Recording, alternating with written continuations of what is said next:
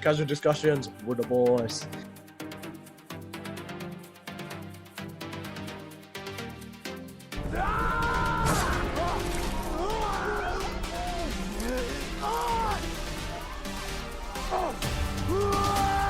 I am Prince T'Challa, son of King T'Challa! You do this,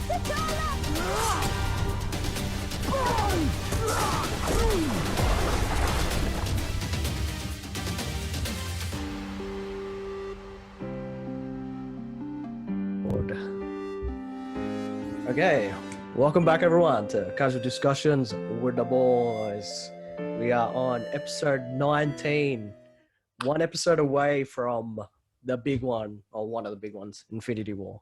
But nice. In saying that, this movie is huge as well, very momentous, and also holds a special place in our hearts, especially after the passing. I mean, even before he passed away, I'm sure this movie had so much significance to each one of us and everyone around the world, or MCU fans, including especially the Black community for sure.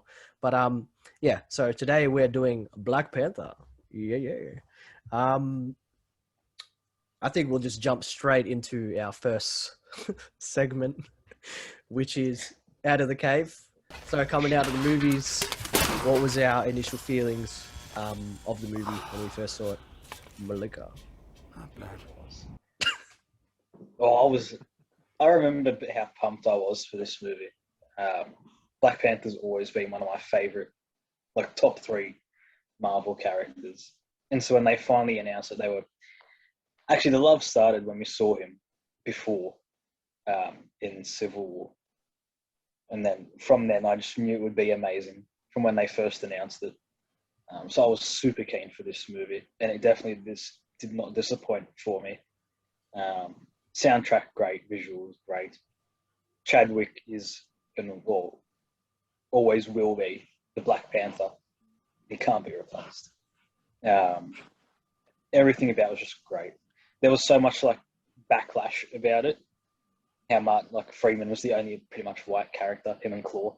But I didn't it was just I'm pretty sure I've got it top 10, possibly top 5, and it lives there. It won't move for me. Yeah, it was. I came out as happy as I was when I walked in. Yeah, nice. I was so hyped as well.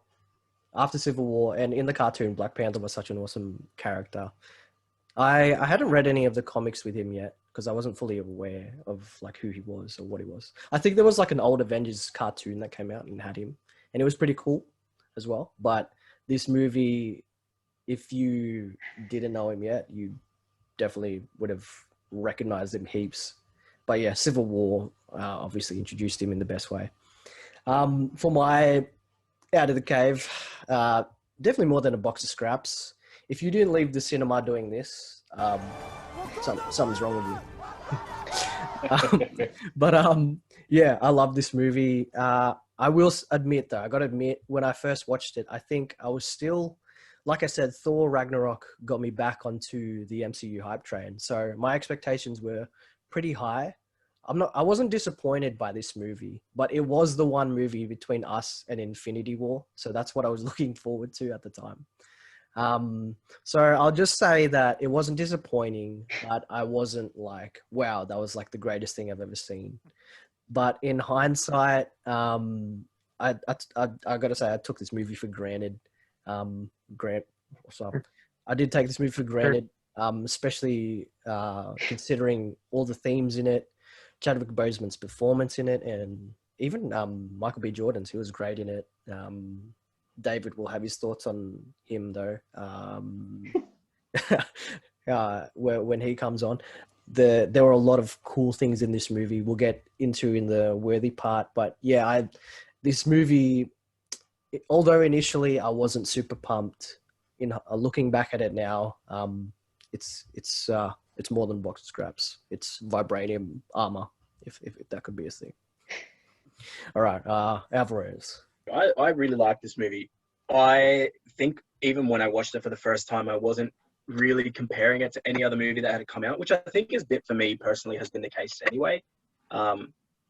outside of a couple of, like, if it's a movie sort of within its own series, like comparing Captain America 2-1, Hulk 2-1, all that kind of stuff. But because it was sort of, Black Panther so far was its own standalone movie, I think I was able to appreciate it for doing its own thing, which I really, really loved it.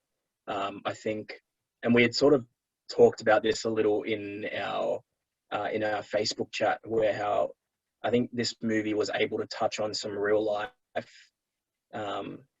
themes and topics without sort of shoving it in your face, which I think it did really well. It didn't sort of slam it down your throat or anything like that. I think it managed to comment on them, and it managed to sort of deal with them or even address them in more of a subtle way, but it didn't take away from the fact that this is a superhero movie and it's meant to be an escape from reality. Outside of that, again, all props to Chadwick Boseman. Echoing what you guys have already said, sort of he is the Black Panther and won't ever sort of be an alternative for that, regardless of who takes up the mantle next. And yeah, I see what David means about Michael B. Jordan. I think for me personally, there were some bits where I found him a little bit cringy, but that's real, like, minor and a bit nitpicky. I think overall Michael B. Jordan was a great villain. I personally don't think Thor was meant to be a main in this movie. So I enjoyed Michael B. Jordan for the role and the job that he did. So that's me. I loved it. More than a box of scraps for sure. All right. Grant. Yeah, copy on the box of scraps. Definitely more than a box of scraps. But I really enjoyed the just the way this was filmed with the special effects, and like it's even down to that whole, like, it had sort of like, I got like full on Lion King vibes from this film. The father-son thing, and obviously when they go into that sort of separate world after they die or whatever, like that was all the colors and the visuals there. Just, I don't know, I felt really comfortable watching it. Felt like that was amazing for me. Obviously, I'm pretty similar with Michael B. Jordan. There was a lot of moments where I was just like, oh, did you have to say that or did you have to do that? But overall, I think he brought a pretty good villain to the film. And it's sort of one of those villains where you don't want them to die, like, because you sort of want to see them turn good or you want to see more of them. I'm sort of like a Loki in a way. But yeah, so overall, though, I feel like the film delivered. When I first watched it, like legit, as Zeta said, I walked out doing the Wakanda for everything and all that stuff. Like it was a real, and I found myself like looking more into Black Panther. And I haven't really done that with a lot of the characters where I've actually gone away and wanted to know more and research more about that exactly. And I think it's because he hadn't been the Avengers before and he didn't have sort of a storyline leading up to it. So, and as Mark said too, Civil War was a great introduction. His third, like, opening scene, he just came out of nowhere and like nearly beat Captain America and Winter Soldier on his own. So, yeah, overall good movie, good themes, good story, hit the feels. Yeah, nice. Hello, everyone, and welcome to the extended cut of Black Panther episode. Well, this is actually technically being the theatrical cut of this episode. But anyways, I'll go with me, the other two boys for Black Panther, David and Chance. How's it going? What's up? Yeah, good. I'm doing right. well. Yeah, cool. Well, I think the last couple of movies we've done on the podcast, I've kind of said I didn't watch them at the cinemas. So like Guardians 2, I did watch Spider-Man, but I didn't watch Thor Ragnarok at the cinemas. This was kind of like you mentioned, Zeta, how Ragnarok was like your coming back to the cinema for Marvel moment. This was probably my, like, I watched this one the week of release. I was really excited for it. I heard really, really good reviews and things about it. And so I like jumped straight in and watched this one. And watching it for the first time, like, I know there was a lot of hype around it and we'll get to some of that when we talk about it. But for me, this movie was like, I loved it. It was groundbreaking at the time. The cast that it had, the amount of African Americans it had in the cast for a Marvel movie, having a whole movie based around a black superhero was a big deal. It was beautifully directed. It was fun. The technology in it was great. It was really thought-provoking. I'll get to maybe some of that when I do my quotes and stuff a little bit later on. But you left the cinema, I think, and there was a lot of discussion after it about racism, about slavery in the past, about how African Americans were treated. So I think that those things for me made it a really good, fun movie to watch, and it definitely wasn't a box of scraps. It was definitely a really, really good movie. That holds up in my top 10. I think it falls probably outside of Infinity War and Endgame, somewhere around the 6 mark. I can't remember exactly where it falls, but it's somewhere around there. All right, here we go. So, so for me, I was a very big fan of Black Panther. Like, I really enjoyed him in the cartoon. And after I saw him in the cartoon, I went and like researched everything about him. I really wanted to know about like Wakanda and all that. So by the time the movie came around, I remember being at work and they had like dropped a few of the trailers, like the Justice League trailer, and they dropped the Black Panther trailer, and I remember just being so excited after seeing the Black Panther trailer, and even to the point like even the director, he was very up and coming at the time, Ryan Coogler. Like, I really enjoyed what he did with Creed. I really enjoyed what he did with Fruitvale Station. I really loved Michael B. Jordan as an actor. So, and even like Lupita Nyong'o, I think that's her name. Like, everything about it really hyped me up. For me, I think I had way too high expectations coming into this movie. As saying that, the day I went to go and see it was, I was just one of those off days for me. So it was just not the best setup for me going into this film. Even though I enjoyed it, I didn't leave feeling as satisfied as I wanted to for different reasons. I still hold it up as a great movie, but I don't think I appreciate it, but I don't enjoy it as much as a lot of other people do, which we'll get into. So they were my initial thoughts. As time's gone, I've been able to appreciate it a lot more and see a lot of the elements in it. But I think I wanted to enjoy this film a lot more than I did. Is it in your top 10, David? I'm not sure. I should check. I'm worried it's not. That's the thing. So, Robert, could you check that? Yeah. Well, actually, while I'm looking for it, my initial feels was similar to David's as well, where expectation played a big part. I said it before. I think the movie I was looking for by then was Infinity War, essentially. That's what I was waiting for, that mind-blowing movie. But like David, I did really enjoy the movie. It's just for some reason I was left feeling like I wanted more. But yeah, again, in hindsight, I just said it was definitely a movie that I felt like I probably took for granted in some ways. I think for me it's in your top 10, by the way. It's number 8, David, for you. Oh, good. Like it's number 8 outside of Infinity War and Endgame.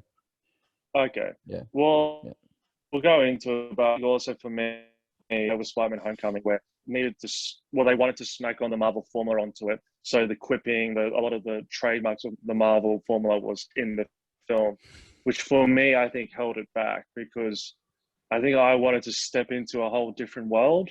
And when I'm hearing people like making jokes like Tony Stark, I'm like, wait, this is too familiar. So maybe that's an expectation issue, but that's one of the teasers I have for when we go into this podcast. Yeah, fair enough. I think I'm the only one with it outside of their top 10, but I think again, like easily when we do our readjust, it's going to make that 7th or 8th spot anyway. Yeah. Why did people pick on me then? I swear I was the only one.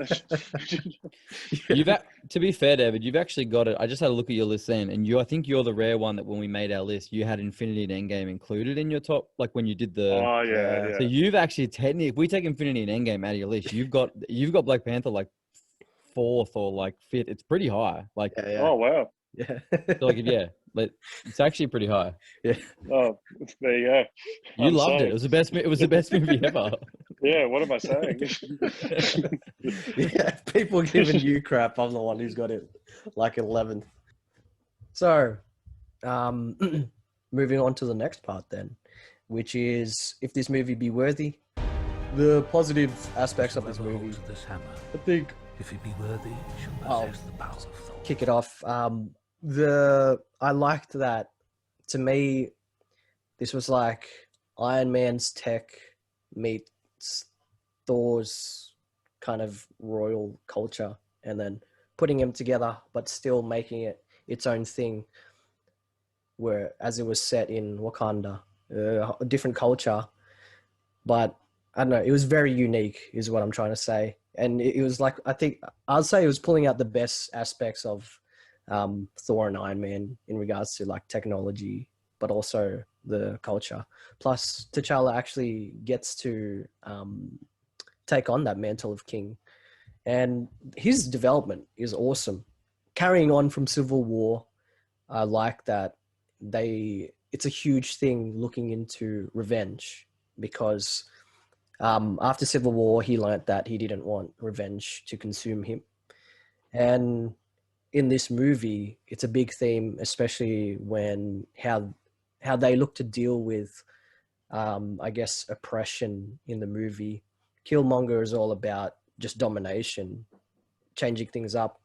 Whereas T'Challa, initially he wanted to hide Wakanda and just like stay out of it, like it's not our fight. But he realized of like playing off of Killmonger's outlook, which came from his dad initially, was you got to expose Wakanda and utilize those resources, but in a different way that was embracing people rather than getting revenge. So I thought like those themes, if you really watch the movie and pay attention to the things they talk about, that's one huge aspect that made it worthy for me. Outside of that, you had great characters, a lot of strong female characters. Okoye, the Ultimate Warrior, as I say in the movie, Nakia, which was his girlfriend, she was really good, especially the bit where they steal the herb and they give it to M'Baku, the man-ape. Is why we When they give it to him, like that's a big move, especially offer this to considering an that outsider you sits know on he our was throne. essentially their enemy. Only you So can stuff help like us stop that. him. I will say though, as I love Shuri, and I know that she eventually becomes Black Panther in the comics. Spoilers.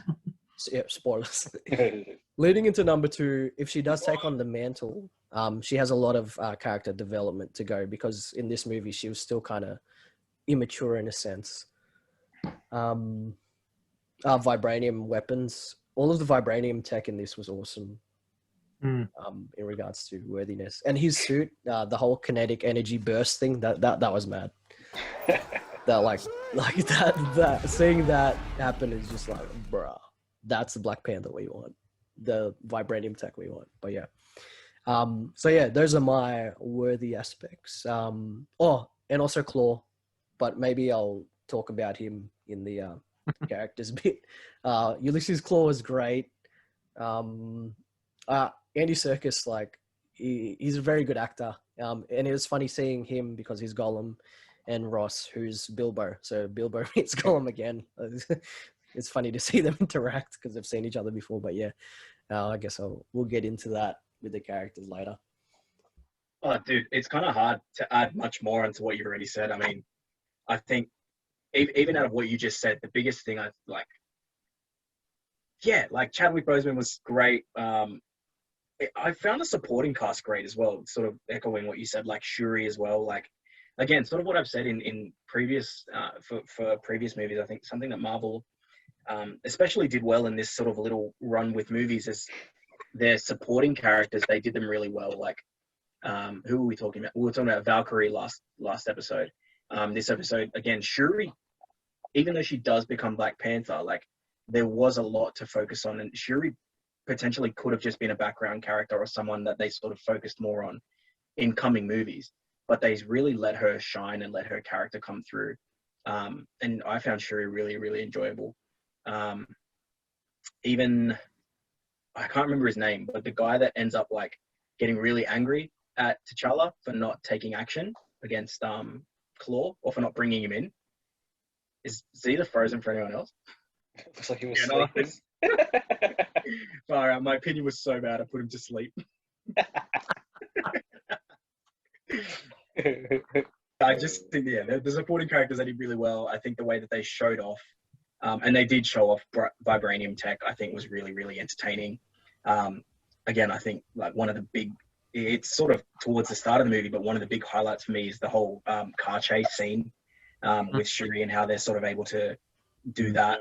That was massive for me. And then, just that scene with Okoye when she like throws her spear and everything like that. That for me is like one of the best sequences in the whole movie, action-wise and like entertainment-wise.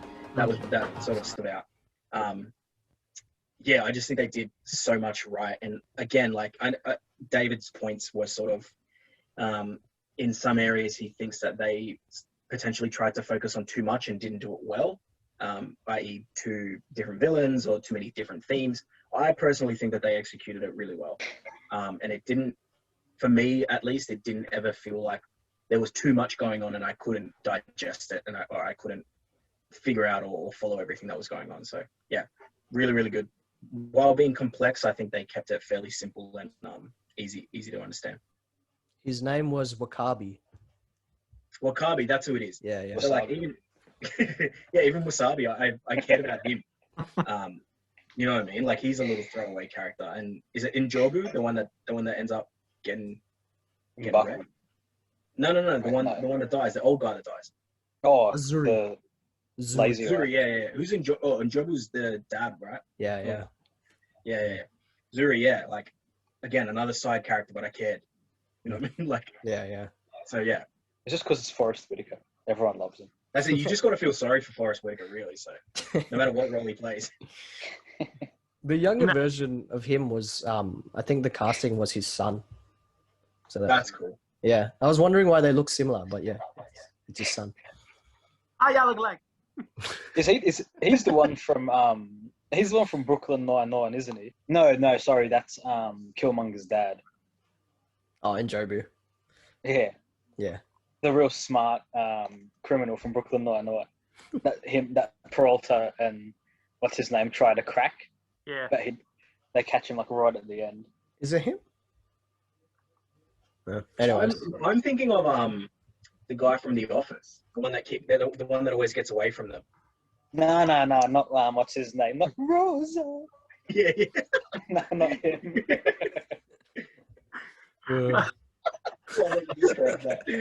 I knew exactly who you were talking about as soon as you did it. Oh fuck! All right. What made me just laugh was Malik going, nah. Yeah, sometimes he's more Australian than we are. Oh, it's definitely more Australian than me. All right. Grant's the most Australian. None of us are super Australian either way. I'm basically a kangaroo. All right, Grant, your worthy aspects. I'm just touching on before. It's in the Asian comics. It's actually wasabi. I think you're talking about Shang-Chi.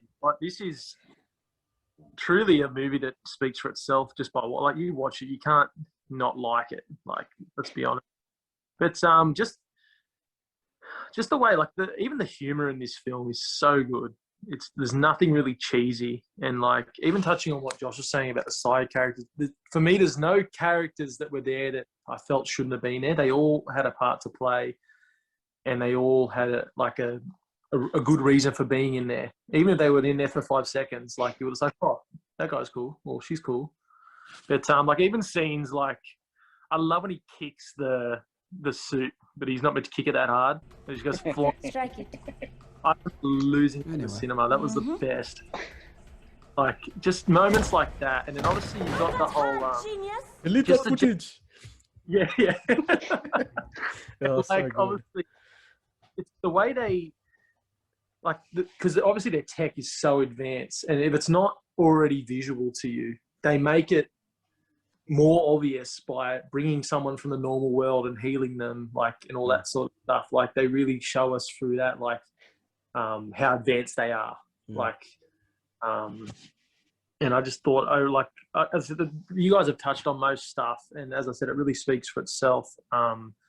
Yeah, I don't remember where I had this rated, to be honest. But obviously now it sort of has a different feel about it due to recent events and whatever. But I just remember even when I first watched it, it had a mad feel. So not too much else to say. You guys have covered a lot. So yeah, definitely worthy. Nice. All right, finally, Malika. Yeah. Mine's pretty much a summary of everyone. Like, it is.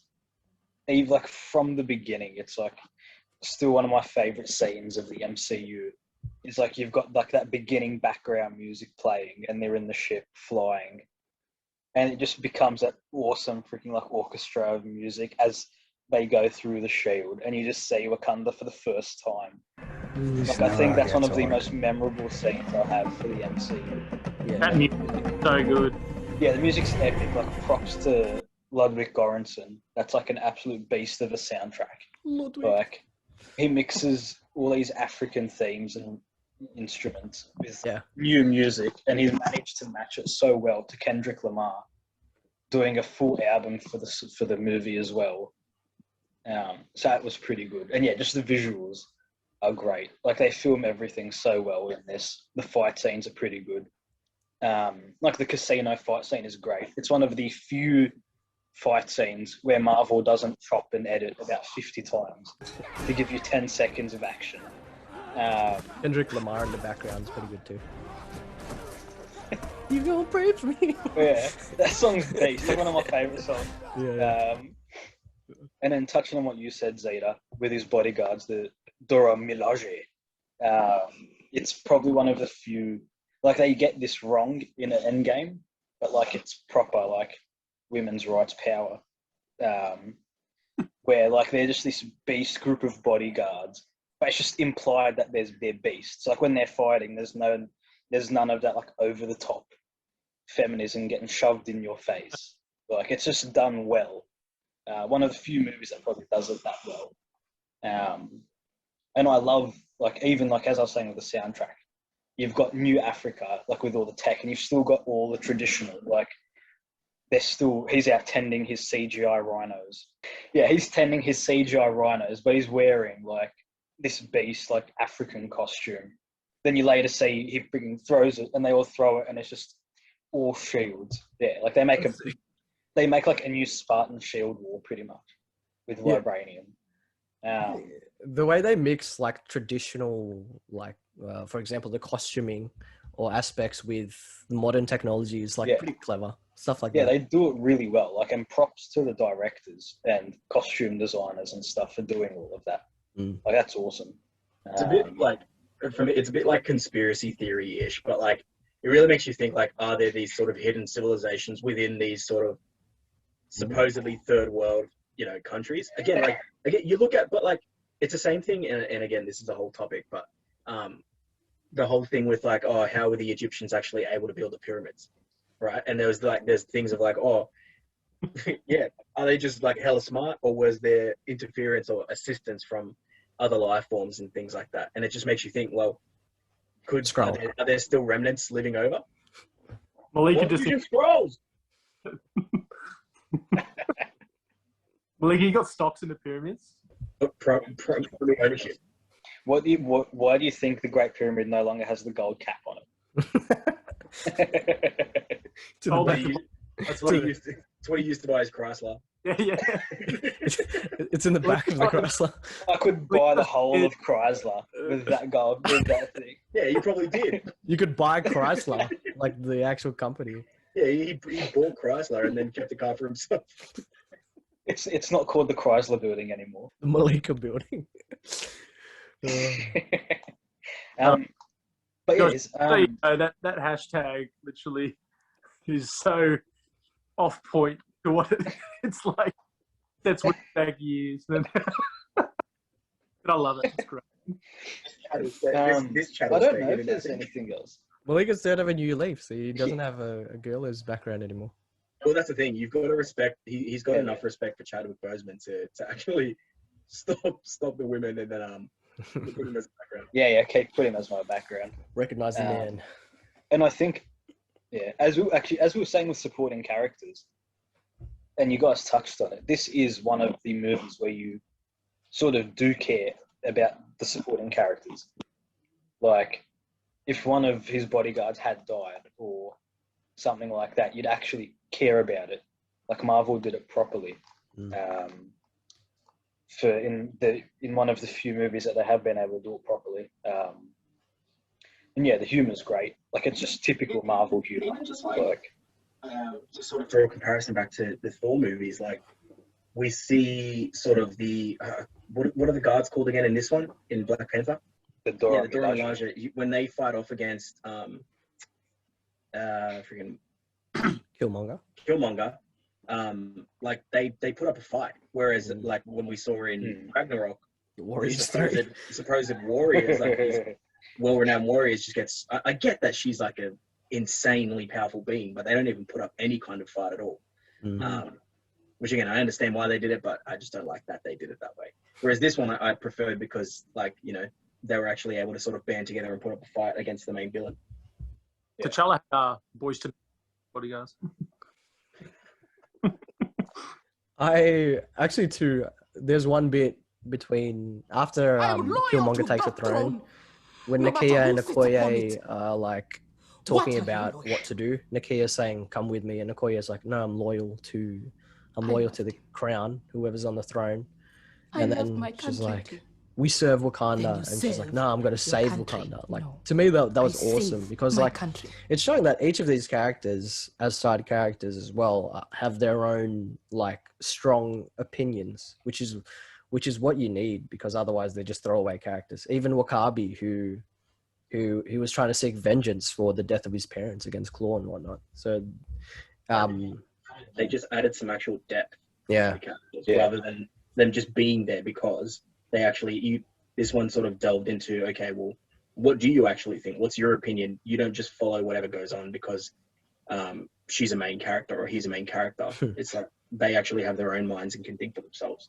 Yeah. It's very rare you have a movie where 5 or 6 side characters have their own spin-off films. Yeah, Like, right. Many positives in this movie. Nice. All right. Switch it up, David. Positive aspects for the film. So one of the things is obviously its themes. The whole, like, it's funny, I didn't pick this up the first time, but I didn't realize that Killmonger's whole aim was to provide weaponry to oppressed people around the world to be able for them to rise up against the inequality they were facing. So when I found that out later, I was like, wow, this is a very deep theme. And it's kind of, in a way, like, it's dealing with some heavy topics here that I don't think have been dealt with in any superhero films to that degree. So that's a big positive that the film was willing to deal with the different discussions on, you know, whether, you know, both the positive approaches to dealing with racial and social inequality, but also the negative approaches and what brings people to certain perspectives and certain ways of approaching things. Another positive for me was definitely, it is a negative thing, but is positive in the sense of the acting and the powerful nature of the scene was Eric Killmonger's death. I felt like the way they did that was so powerful in the sense of it brings a reality to the film.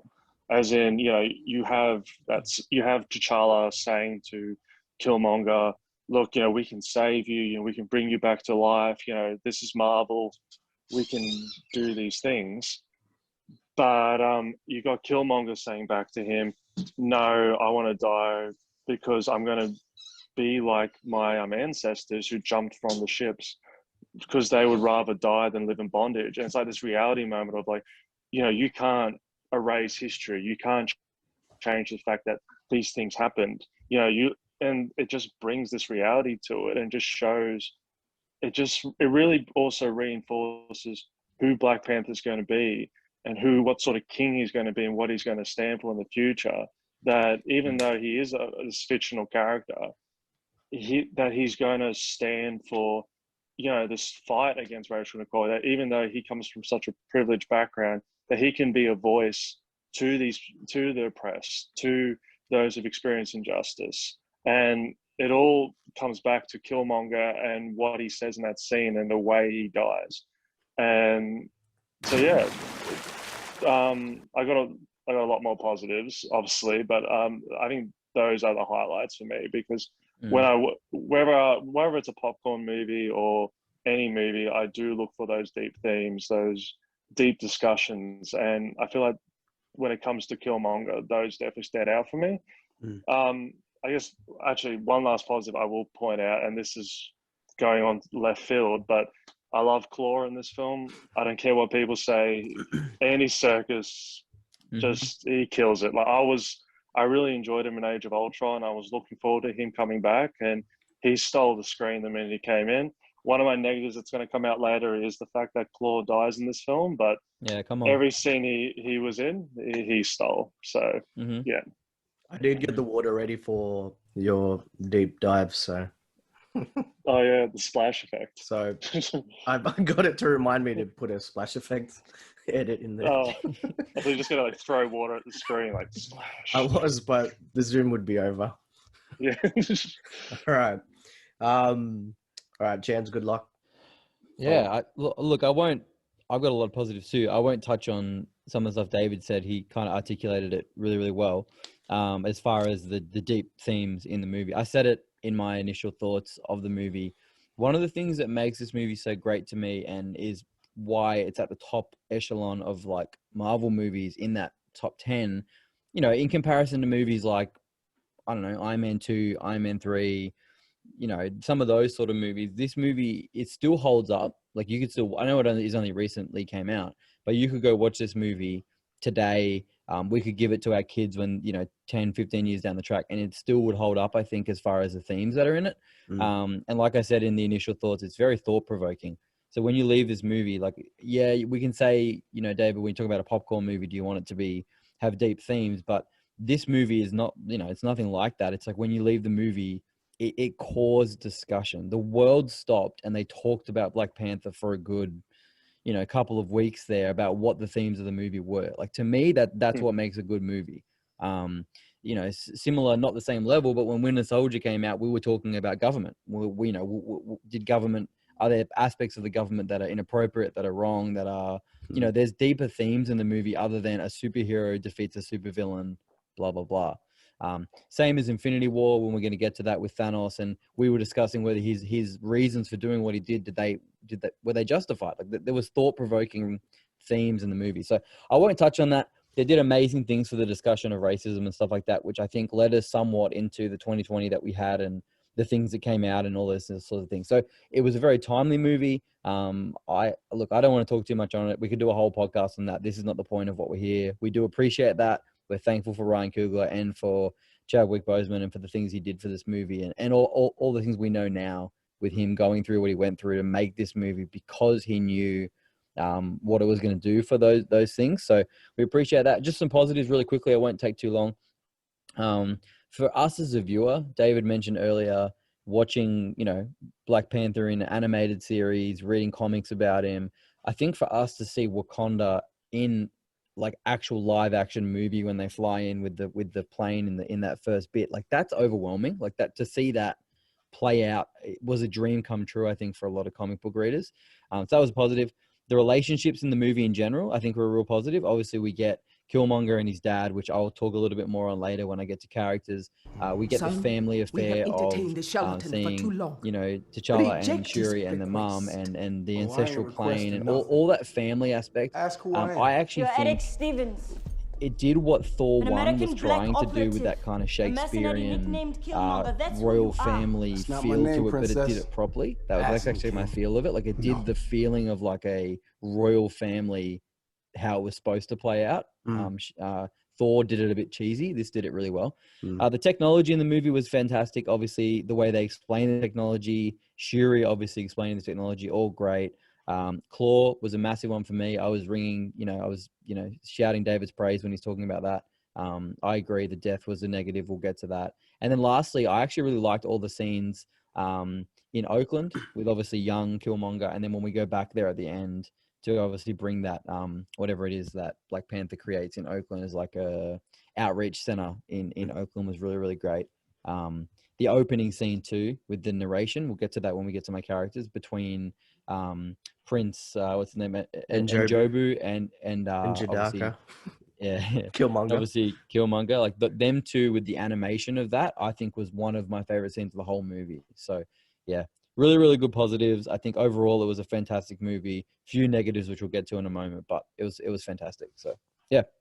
just to like round it all off, the other boys mainly talked about, I guess, the aspects of humor that were really good, the strength in each of the characters having more depth than other movies do in general. Like even the side characters had strong opinions. Obviously, they talked about a lot of like epic scenes. The use of vibranium in this movie was really good. I did touch on like the deep themes in this movie. I like that it carried on from Civil War, the idea of not revenge.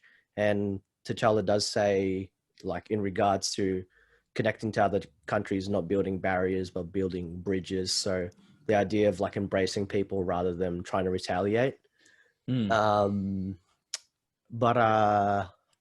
outside of that, I think just it does take a bit more of a rewatch to look past the gimmicks and like to actually understand the deeper themes that David said and you've said that are in this movie. But I will say it's interesting you talked about how they explain vibranium really well, because Malika reckons a negative was that they didn't explain it very well. They just said, oh yeah, it'll heal you, it makes things fly, it's bulletproof because it's vibranium. So it's like, it's interesting. But yeah, we go on to the next segment then, which is I'm Always Angry. Any negative aspects of the movie you guys have? Well, basically after discussion with Grant and realizing that if I say anything negative, I'm going to lose my car, I think this movie is perfect. There is absolutely nothing wrong with it. I'm totally speaking of my own volition. One thing I'll quickly say before I go into my negatives is I think another reason, and it's a bit similar with The Dark Knight. I love The Dark Knight, but I think I find it hard to be able to fully have an opinion on the movie because of the fan base, because of the situations that surround those movies, like with Heath Ledger, The Dark Knight, and with what's happened with Chadwick and a lot of the representation in this film, because they play such an important part of, you know, the fan base and how there's a lot of people emotionally invested in these movies. There is a lot of build up in these films, and because of that, it's hard for me to just judge the film solely based on it as a film. I reckon if Black Panther wasn't as important of a film to representation of African American, and it was just a, you know, it would be, it's hard, even though it's a very important thing. It's hard if it was just a standard film. It would be a lot easier for me to just be able to judge it based on the film. But with all these other factors playing in, it's hard for me to just have an opinion on it as just a film, if that makes sense. Yeah. People will accuse you of something else. Yeah. So if it's taken the wrong way, please edit it out, Robin. Well, you've addressed it, so it's fine. Yeah. Yeah, look, not honestly, not too many.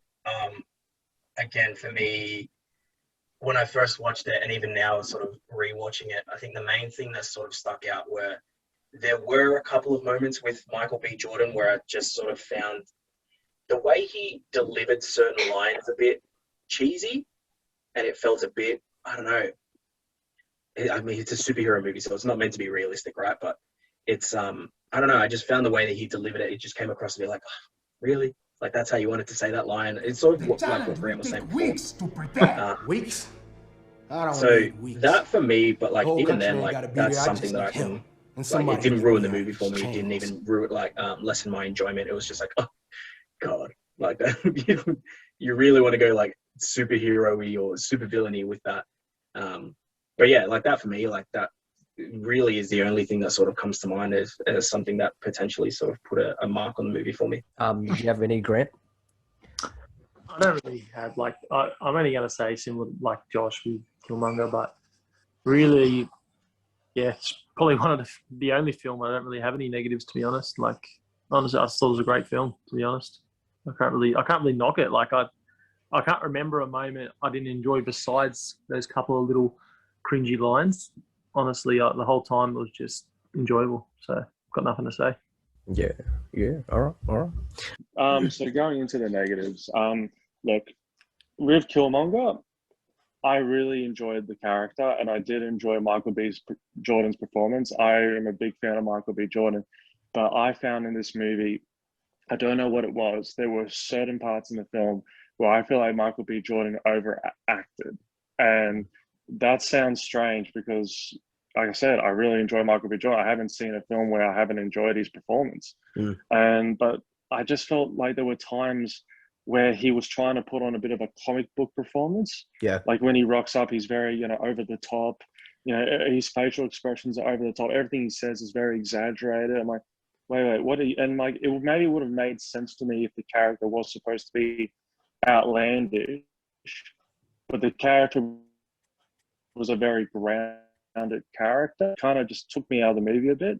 Yeah. But then, you have the scenes like when he's in the dream vision with Najobu, and even at the end, he plays a real rawness similar to his performances in Creed. So I think I was able to justify it by saying when he's putting on that going over the top, it's him trying to put on a persona to cover up his own hurt, cover up his own pain. He feels the need to play this persona to try and cover up that he's really a scared little child that lost his father growing up. So yeah, but so I got a negative and just turned into a positive, but that's well, actually, it was one of the things the other boys said, even though they were scarce in saying the negatives.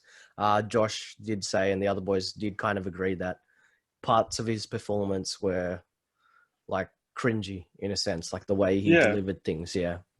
Which was strange because, like I said, like I was hoping you don't want the same character over and over again, but I think I was looking for more similar performance than he had in Creed, and bringing that over. So when he was, being, all over the top, I'm like, what's happening? So, but it's interesting what you said. It's another deep dive. It just speaks to his character. So. Yeah, bro, his performance in this was almost as good as how good he was in Fantastic Four. No, that's a whole different level. Are we allowed to? Are we even allowed to mention that movie? I don't even know. I don't know. And my biggest one, controversially, and this is going to be a bit intense. I love Killmonger in this movie. Think he's incredible. Think he's amazing. Think he's one of the one of my favorite villains we've seen in a while.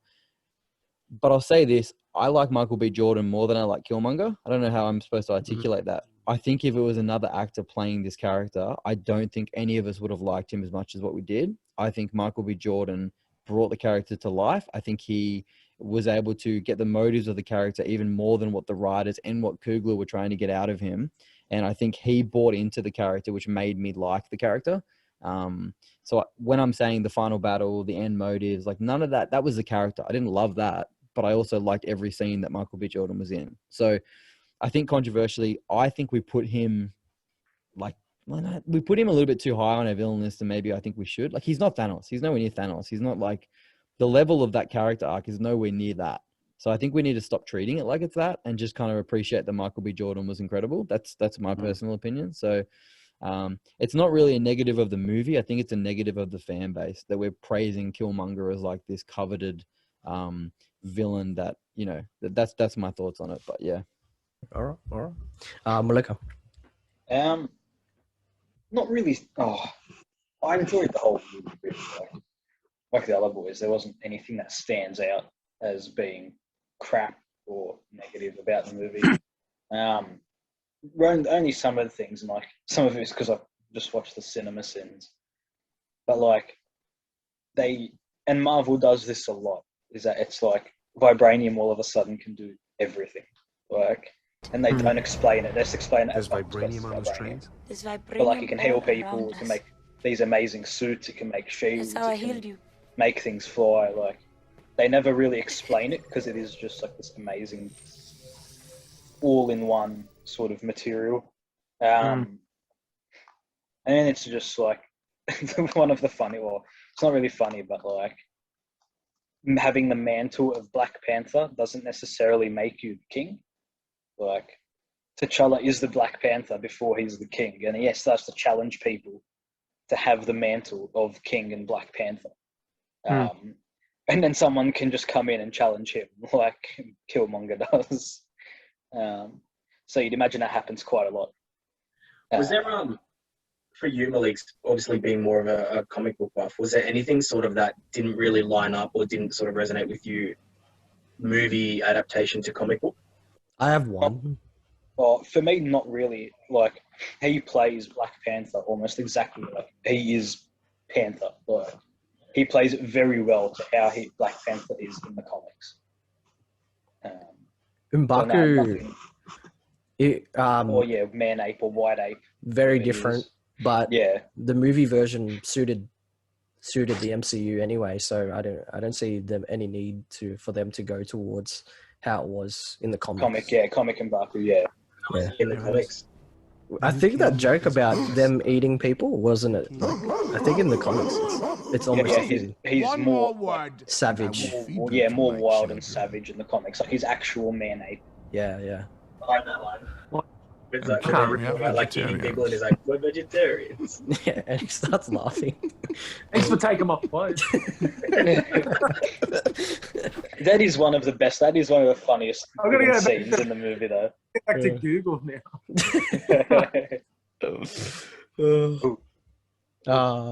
You got any more?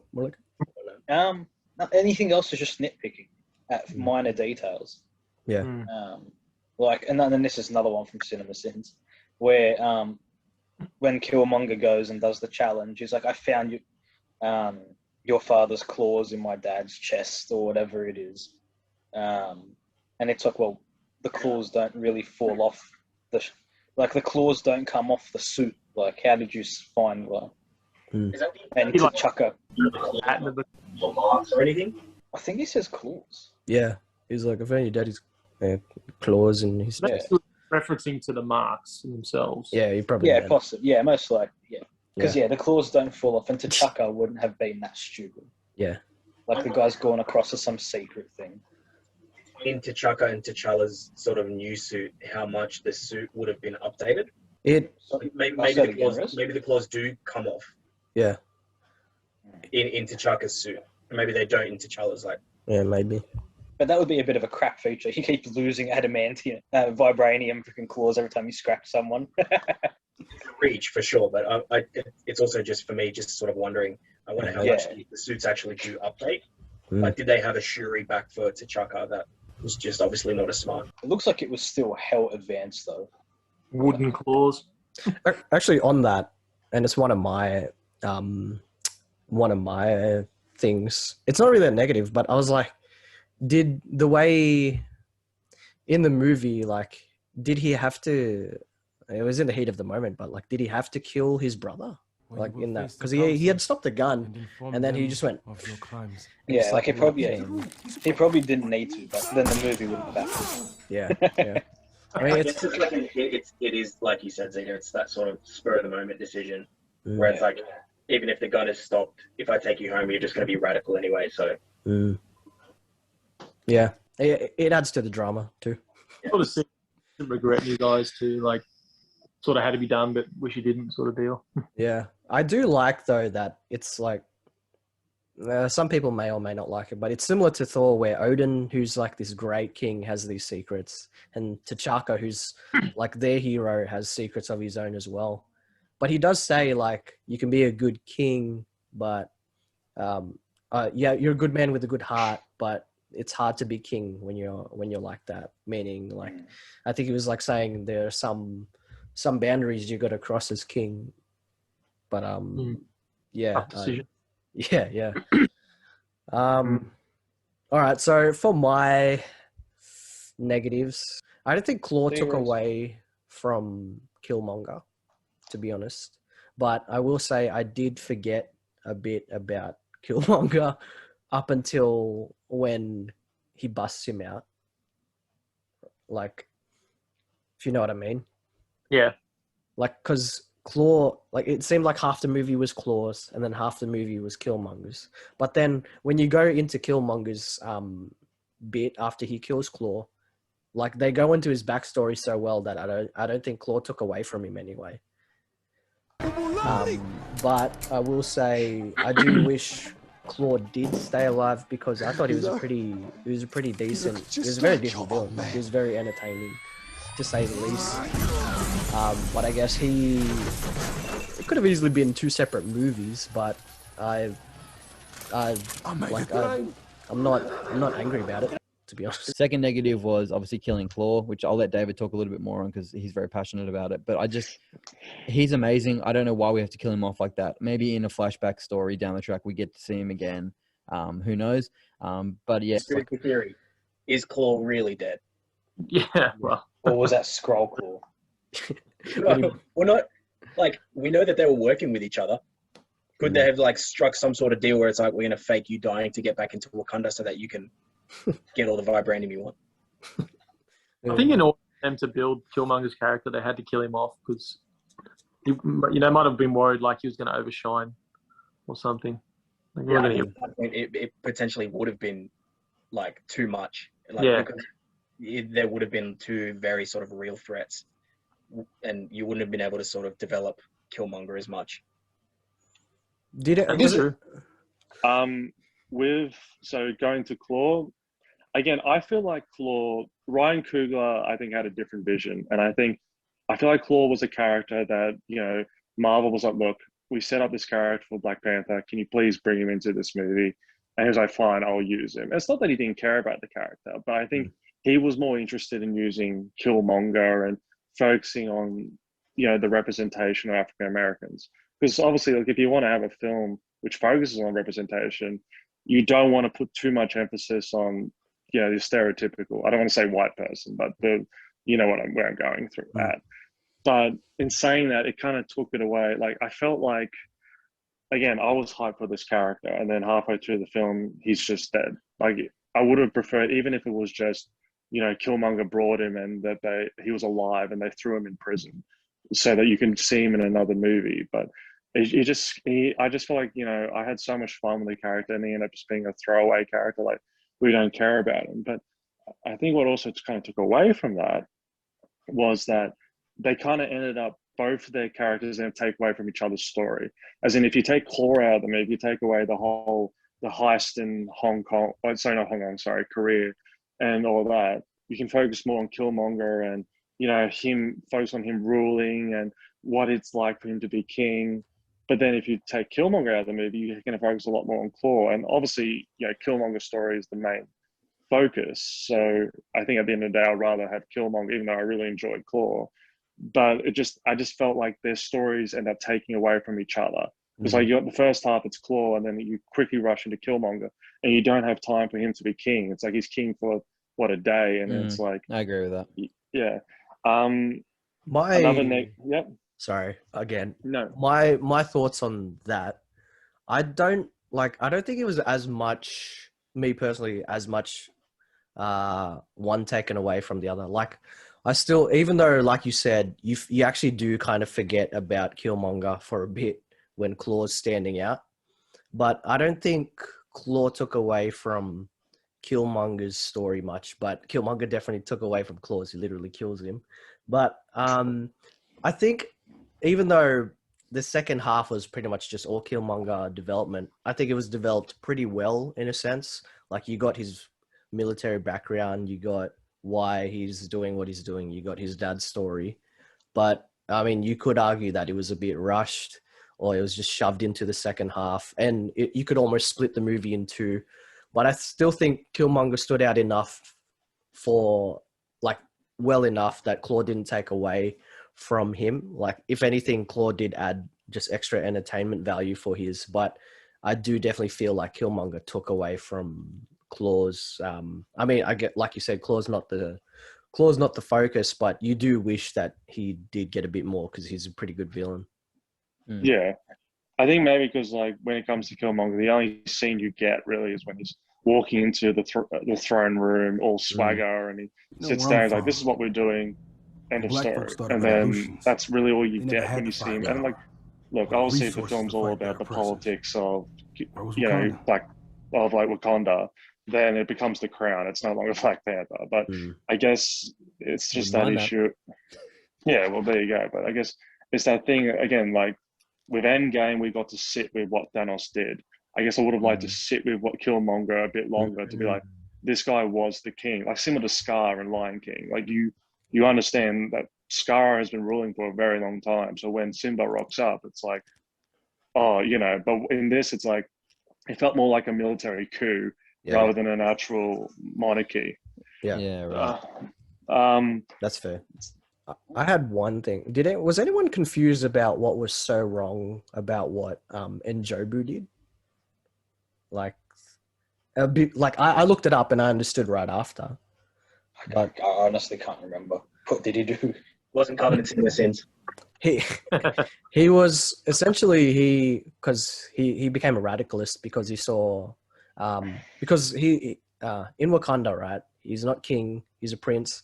So he became one of their war dogs, which is like secret spies they send out into the world to see what's happening.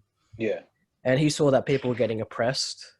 And apparently he ended up he had a kid with an American woman and she ended up getting in prison. He had relations. Yeah, and that triggered him, along with seeing other black people getting oppressed. So what he wanted to do was like give them all weapons and whatnot, including get vibranium from Wakanda. But Wakanda doesn't do that. So he got Claw. He told Claw about Wakanda, and Claw ended up blowing up part of Wakanda to get vibranium, which is why he was considered a traitor, because he revealed their secrets and he was interfering in a war that wasn't theirs. But to me, in the movie, it seemed like he was just trying to help people by giving the weaker people weapons. I think, yeah, while that is the case, it's like terrible execution, right? Yeah. It's just like, I want to help people, but to do so, I'm going to get a terrorist to go to my homeland, blow it up. And then, like, if he wants to arm and sell and arm a bunch of people here who aren't regulated, we don't know what their mindset is like. We don't know what they're going to do with the technology or with the weapons. And for all Wakanda knows and T'Chaka knows, they could just make things even worse. Good intentions, bad actions. Yeah, 100%. Yeah. So, like, if anything, I think it was very good for the conflict of the story, especially the two different mindsets between the brothers and eventually the cousins. But it took me a second watch to really understand what was going on. It was a bit, or maybe I wasn't paying attention enough. It was a bit complex, but then again, if a movie is not complex, then what are you? You're just watching gimmicks, which doesn't really add good value. I don't know if that's a negative, but that was just one thing I wanted to comment on. Yeah, cool. Yeah, it's kind of weird that they didn't have that many things to say. I mean, it's a great movie, so I understand why they didn't have that many things to say. But look, no movie's perfect. I'm not giving this a 10 out of 10. Spoiler alert at the end of it. So there has to be things that I didn't love about it.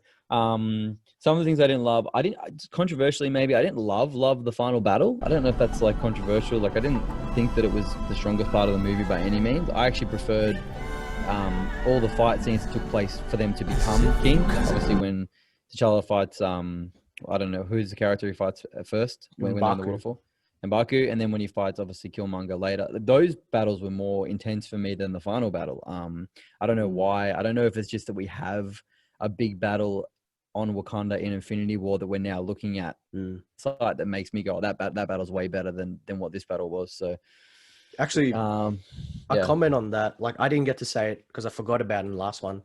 The CGI in that final battle wasn't the best either. Like, it was just a lot of, in their suits, like very bright purple, very bright orange. I know that's like what their suits are, but it looked pretty animated. I mean, it was still like cool to see, but I don't know, it just like, it wasn't the best. I'm not sure if they were in a rush or anything, but it felt a little rushed, I think. To me, the thing that I like about the Infinity War Wakanda fight scenes is obviously even being in Wakanda and you've got all these aliens that are coming in. Because it's in Wakanda and on the ground, it still feels quite, no pun intended, grounded. Whereas the moment that these two guys in Black Panther suits go down into the wind tunnels or whatever those things are and they're fighting down there, it really takes away from how grounded the film did feel up until that point. Even though it's a very like technologically advanced movie, aspects of the fighting, it's very primitive, very grounded, and I love that aspect of the movie. So going down there, sorry, David, jump in, go for it.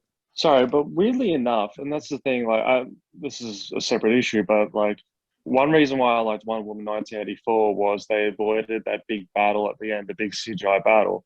But a lot of people are like, where's the CGI battle? So it's weird, even though we don't like it and we're a bit over it, we're like, come on, this is always, when it's not there, it's like, but it's like we've become accustomed to it. So it's funny. I'm really interested to know, like, when Black Panther 2 comes out, they avoid that.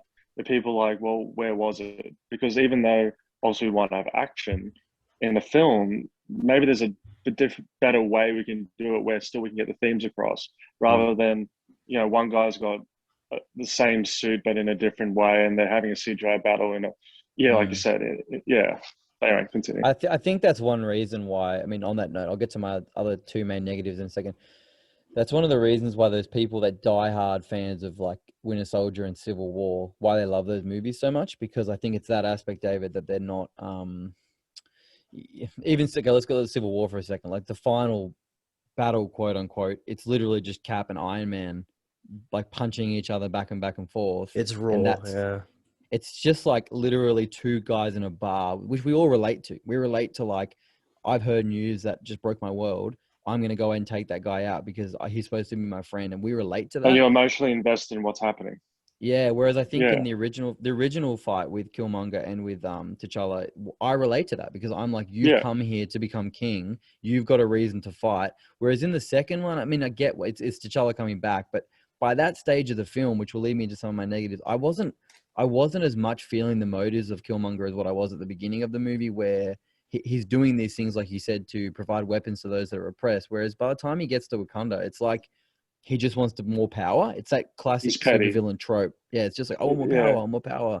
Not like, we didn't even really see him from the moment he's there start initiating, I'm going to put weapons in this country. And like, we didn't see any of those plans, I guess. Yeah, two more negatives. His friend. He's played by Get Out actor, I think. Wakabi. This film, okay. Oh, sorry. Yeah. This film has a lot of amazing characters, and I like that actor. I just felt like his story, it just didn't was what he needed to do. It was Killmonger that screwed it up, and then he goes to his friend and he's like, "Look, sorry. You know, we've lost Claw," and the guy acts like, "Oh, you didn't even try. You're not a good king. I don't care. You're my friend." And he just does a 360 on him, just full on turns on him, to the point that he literally tries to kill him. And then at the end of the movie, there's this part I really hate, where I think T'Challa says things like, "No, Wakabi, stop this." And Wakabi looks at him like an angry little kid, and he runs away like a little angry kid, and then blows his horn, and then the rhinos come. It was kind of like, what? Like, it wasn't. And then, like, not I have an issue with the rhinos, but his whole approach was like he was throwing a tantrum. And then, like, he's supposed to be married to oh my gosh, I can't believe Okoye, yeah. And I don't know, it's not really properly explored there. And I don't know, I just felt like he was just. She wears the pants, bro. She definitely wears the pants. Yeah. It's interesting you say that, because one of my praises was for him and saying that he had a bit of depth because he had his storyline of revenge. He's like T'Challa before during Civil War. He just wanted revenge for the death of his thing. But yeah, I mean, the way you put it, it's like, it seems like it wasn't done properly in a sense. Yeah. Like, I think it would have been better if, like, I don't know, maybe that, like, he had an issue. I don't know, but then that kind of takes on, what's his, oh my gosh, I'm not keeping up with names here. The man from the tribe that they have the gorilla god and all that. M'Baku, yeah. Like, if I think M'Baku embodies what I was trying to say, the whole against the monarchy sort of thing. But I just felt like his reasoning was like, look, I know you tried, but you screwed up, so you're not a good king. It's not like, T'Challa wasn't trying. My last point is, again, I can't believe I'm so bad with names throughout this entire thing. The elder played by Forrest Whitaker. Shuri. Yeah. I personally found it weird that the priest of Wakanda was a secret agent in the hood. Like, I don't know, it doesn't really work for me. Oh, yeah. But it's a bit of a nitpick. But I think the part, like, I would have preferred that whole scene when he's telling T'Challa about what's gone wrong, what T'Chaka did, and all that. I would prefer that scene to have been with Killmonger. Killmonger goes down there later, and then Killmonger killed him, because there would have been this amazing scene where it's like, it's like you killed my, you set up my father, you betrayed my father, and he kills him, and you get to sit with it. While in the movie, it's like, you're caught up in the fight scene where T'Challa's going to die, and then he quickly runs out. It's like, wait, I did this, and he's like, okay, I'll quickly kill you. Goodbye, Uncle Jay. Kills him, throws him away. Then we forget about him. It's like, all right, let's go back to T'Challa. And it's like, it was just such a throwaway scene. It's like, okay, look, we quickly got to deal with this. So you didn't get to sit with it, and then he ends up. You don't get to feel that. Well, if it was like later on when he goes into the astral plane, he comes out and he confronts him, that would have been bad. Then he burns it like he does in the film. Like, rather than him taking on that lady who took the elder's place, it would have been better if it was with him. I feel so. They're my and also I brought up obviously before. Sorry, my last nitpick, the Marvel formula. And look, his sister. Look, I think she's going to be great as Black Panther. I think she plays a very important role. But I don't like that they had a chuck on the Tony Stark quipping. I didn't feel that really worked for the film. And I again, even like the first scene when he's like jumps in and he like freezes when he sees his ex-girlfriend and like acts like a teenager, that sort of humor brought it down for me. And it was like, this doesn't need to be in this film. Like, I get it, it's a Marvel film. You don't need to keep using the same formula. So they're my quick rush negative vibes on this film. Yeah. I agree. Like, if she does take on the mantle, like in the comics, she definitely has a lot more development to go, because her character was pretty immature in Black Panther. Yeah. But I did like the brother-sister dynamic. Oh, that was good, but it was more like, when she's like, what are those? And I found out what are those is like a meme back in 2010 or whatever. I'm like, why is this in this movie? All right, we'll move on to the next segment. MVP. All right, Grant, who was your MVP? Who carried this movie? I think it'll be unanimous for most of us. But yeah, obviously T'Challa, so Chadwick. It's just, it's the movie is set up so well, obviously, like, because I spoke to someone else about it, and they said, oh, anyone who played this role would have been a success just because the movie was set up so well. I don't believe that. I believe the way he pursued that character, just the persona he brought, even if it comes down to the way he walks, the way he talks, just the humor, like no one else, in my opinion, just like no one else could be Tony Stark. No one else can be Thor. Like, it's the perfect, I guess you wouldn't know any different if it was someone else, but I feel like everything just lined up for him to play it. And the way he played this character is what makes us love the whole movie. Besides how good the side characters were, or the storyline, or the villain, if he's not spot on, this movie fails. This movie is no longer a $1 billion film.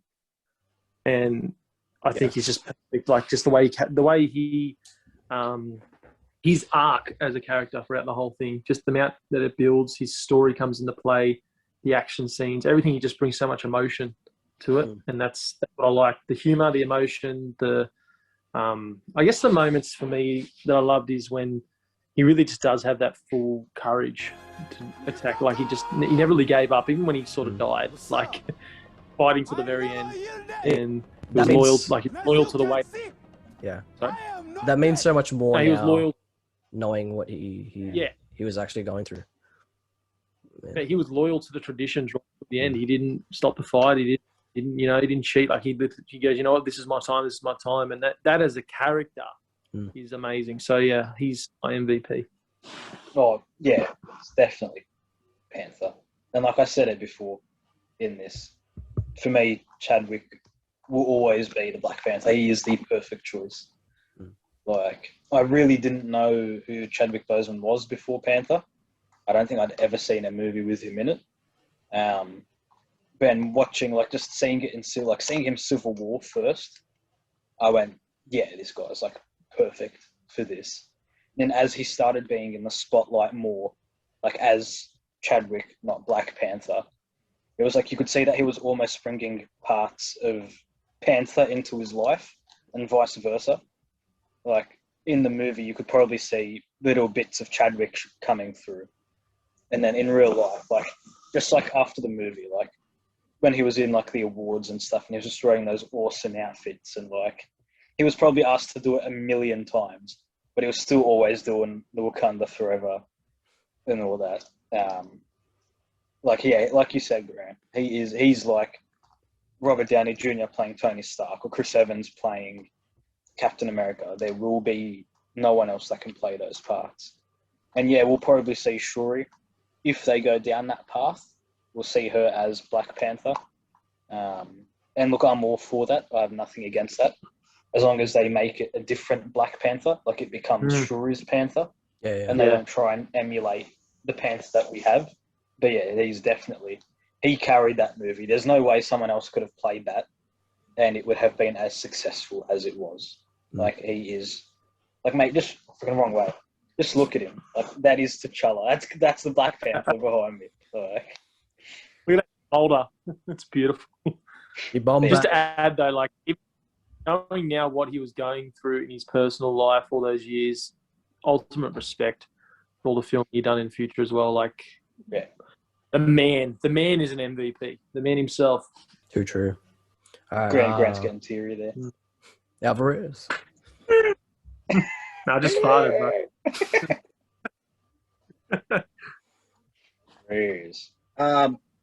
Yeah, I mean, it's kind of hard to go past the Chadwick Boseman, right? Like, it really is hard to look at anybody else in that sort of spotlight. And sort of echoing what Malika was saying,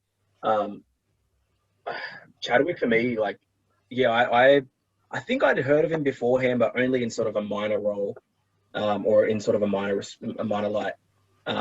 He was in Gods of Egypt, actually. What? Well, yeah, that's exactly where I knew him from. I was so keen after his performance in Gods of Egypt. I didn't even notice, to be honest. It was completely different. Which it's because you are the god of Egypt. So Malika is the god of Egypt. So what does he care about anyone underneath him? And actually, Jamie Lannister was in that movie too. So yeah, I do know. I remember that. Doctor Doom. Nicholas. No, Nicola. Yeah, Chadwick Boseman carried this movie through and through. I found that as well. This was sort of one of the sort of very rare experiences, at least from Marvel anyway, where I watched a movie with a starring character and I was like, I want to watch more of this guy's movies now. Like even his older movies that he did before this, I want to go and see his performances then. Because even in a superhero role, which I guess at this stage was sort of more well respected, but before him would have been a bit more like, oh, that's an easy thing or it's a bit gimmicky to do. Like it just made me want to go and see, okay, well, how did you perform in the other roles before? How are you performing in the other roles that you're doing now? And, you know, unfortunately, we won't be able to see more of Chadwick Boseman. And I think there would have been so many perfect roles for him to sort of take up. You know, and it's unfortunate for us that we won't be able to sort of see his art or his work anymore. But yeah, I think as far as this movie goes, like he carried it through and through. If I have to choose somebody else, I guess I really liked Shuri and her contribution to this movie. I sort of liked what she brought from a comedic standpoint, but also, you know, sort of enabling him and being there to support him as a little sister and sort of what she did to even sort of stepping out of that stereotypical being a basic little sister and actually being like, you know, a nerd almost, being the tech geek and all that kind of stuff. Even that was sort of breaking the mold a little bit, having not just a woman, but a young woman in that sort of role, broke out a little bit, which I really enjoyed. But yeah, at the end of the day, Chadwick Boseman carried it through and through. Nice. Grant's off screen crying. Chadwick Boseman for me. Like if there were any other candidates like Claw, but like he only added entertainment value for me, just because he made the movie a bit more entertaining. He was a bit more funnier and a villain that I wanted to see. And with Killmonger, we've said like Michael B. Jordan's a very good actor, and his ideals in the movie were good, especially as a contrast to T'Challa. But yeah, easily Chadwick Boseman takes the spotlight in this movie. And Grant made a point how the main character has to carry the movie, which is why a big reason I didn't like Captain Marvel was because I couldn't engage or connect well enough with her to enjoy the movie. So it's why it's pretty low on my list along with her. But I do hope she, carries it better because I actually like Brie Larson, contrary to what I may say about Captain Marvel. But anyways, Chadwick Boseman, in and outside of the movie, this guy's an MVP, as we've said. It blows my mind to think he was already aware of his illness at the time. So to be doing that, filming this and maintaining a strong attitude and persona, it's very selfless. It's such a huge thing too, right? Because when people found out, genuine shock. Like people were like, "How have you suffered through this massive thing and performed to such a high standard and such a high quality?" And Marvel kept it. Yeah, Marvel kept it under, like, all the actors knew, but they kept it under wraps so well out of respect for him. Which I think is because of like testament to how good of a guy. And that's huge as well. Sorry, when you were saying that, I was like, dude, it's so crazy to think that, somebody is suffering through this illness, which leaves a lot of people, inept or bedridden, or even like just so weak that they can't even find the motivation or willpower to get out of bed. And this guy comes and he works full days doing stunts and performing and being emotional and all this kind of stuff. And he performs to such a high standard and quality that you don't see that at all. Did he have a stunt double, or was it all him? It was Jackie Chan. Yeah, he did have a stunt double at times. It was the same guy who stunt doubled for him in Civil War, but it'd be when he was in the suit, I guess. Yeah, because I was gonna say, like, doing some of those stunts, that's real taxing on your body. I'm sure like when your body's already fighting itself. Yeah, but out of two, he's around 40 at this time, so that in of itself is crazy as well. When you're at that age to look that good, This could have all been so. Because do you know he had auditioned for Marvel before this film? Yeah, right. He auditioned to play Drax. Legit. That was his first Marvel audition was for Drax. Now imagine interesting character to want to play. Yeah, he read that today. Actually, I was doing a bit of research. His first audition, which he said in an interview not long before he died, was he auditioned for Guardians of the Galaxy as Drax. That's fun. Imagine how different things would have been. I mean, I guess it shows that he really wanted to be in the MCU. Yeah. But also they recognized he was destined for something way better. No offense, Batista. This isn't your fault. Wait a couple of years and we'll get you some. Yeah. But yeah, like, in all honesty, like, that's a different type of strength to have. And it's almost one of those, what's your excuse, like Josh was saying, like, for not doing things. But yeah, in regards to T'Challa in the movie, from Civil War onwards, he's dealing with revenge. And on top of that, he's dealing with the loss of his father and then coming to terms with the fact that his father was a flawed king. So he's able to take that into consideration and become an even better king for Wakanda. And props to Chadwick Boseman as T'Challa, the Black Panther.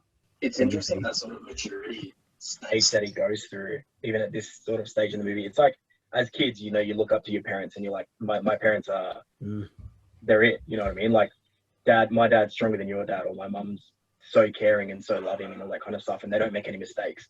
And then as you get older and you mature into your own adult, you're like, yeah, wow, you really did, like, you weren't perfect, but you did what you could. And I think that's sort of, even that was a nice little theme for them to touch on, and the way that they dealt with that, and the way that Chadwick sort of came to his own terms, or T'Challa came to his own terms with that. I really liked as well. Remember, like, when he sort of goes to where his father is, he does get upset at him for his actions. Yeah, like in the ancestral. It's like it's the frustration. Yeah, to turn your backs on the rest of the world. And I think too, I think that had to happen because it seems like his father never had closure over the whole thing anyway. So I think it had to happen. MVP chance. Yeah, cool. I won't take ages on these. Interestingly, I just slammed Killmonger for like 25 minutes about how I like Michael B. Jordan better, but still, I think he, as much as like, look, I'll give a quick shout out to Chadwick Boseman. I think he's amazing. I think he brought so much life to the character. Rest in peace. We love him. We appreciate him. He's incredible. But I'm going to give my MVP to two people. Obviously, one being Killmonger. I think his story, more than Chadwick's, drove what Black Panther was as a movie. Obviously, what I mean by that is his relationship with Njobu, which I'll get to, spoiler in my side character in a moment. Their relationship and that connection point, that opens the movie. Like Ryan Coogler's telling us something. He's telling us that there's a story here that goes beyond just what we think we should do as a society, and there's something there that we have to stand up for something, and that's what Killmonger and Njobu like stand for. They don't do it in the right way, but the story arc is what is powerful, is what drives them. So I think Michael B. Jordan did something for that character. There's a reason we people love Killmonger so much. I have my negatives about it, but I think in this movie, I think his performance, I think was one of my favorites. And then also, David just spoke about it and you did, but I also love Shuri. I think she was great. I think her performance was really good. We never really heard of her before, this actress. So for her to come in and stand out as much as she did, like we knew Michael B. Jordan. Like most of us had seen Chadwick Boseman maybe in something before. Some of us hadn't. We'd at least seen him in Civil War. We hadn't seen Shuri. So for us to leave the movie and go, oh wow, she was really, really good, that means she must have given a decent performance enough that people enjoyed her. So they're my MVPs. I won't say too much more. Fitzy, over to you. All right, I'll be quick with it. So mine is M'Baku. I know I haven't spoken about him much in this movie, but what they did with the character, like in the comics, he's a bit of, he's just a gorilla. Yeah, exactly, and it's got a lot of connotations to that. But the fact that they were willing to get a character, even kind of not make him a bit of an anti-hero, and like they just really set him up really well. Even the way, like Winston Duke, again, he's another unknown who came, and his humor was good. I loved his humor and even his whole approach. Like, again, you can see his point of view. You can see where he's coming from it all. And even like the way they set him up, how even though, he has a beef with T'Challa, he's still willing at the end to, put up his hand for him and be like, yeah, look, I'll help you because this is what I believe. This is my values. I kind of still, I unfortunately won't be able to see that conflict go forward, but I think one thing I was sad about is in Endgame Infinity War is he kind of just jumped on and became T'Challa's ally. I still want to see that conflict between him and Wakanda. I still want him to have that antagonistic approach to technology and the vibranium and all that sort of thing. But in this film, I think they really did him a good service, and I really enjoyed his character. Yeah, right. Yes. So much to this movie. All right, we'll go on to the next one. A couple of Master Assassins, underrated characters or side characters that deserve some praise. This is monsters and magic and nothing we were ever trained for. I mean, we've talked about them already. Yeah, pretty much. We've gone through his bodyguards, Shuri, Bilbo, Gollum. I think in regards to, because we haven't really talked about Everett Ross much, I did like that there was that extra, because it wasn't S.H.I.E.L.D. for a change, it was a CIA. And I like that there was that extra dynamic to the storyline. And I guess you needed that outside influence or connection so that in future, they'll have someone to turn to. And how long have I got? It's funny because he's not the biggest. He's a tiny dude. The guy who plays Everett Ross, so he's not all that intimidating. But he is a very interesting character. Someone who was in the CIA, and plus he's got he's Bill Burr. I know the way he acts is pretty funny. But yeah, he's definitely one. I don't think we've talked about the mother much. She played a pretty pivotal role in the movie. She's like the African Freya. Like she's sort of like Thor's mother.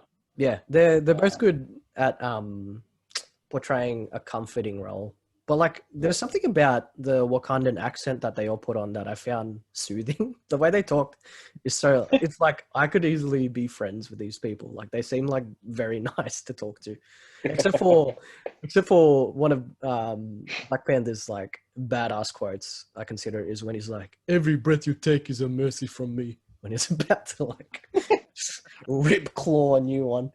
Oh, yeah. So Martin Freeman is 5'7", just FYI.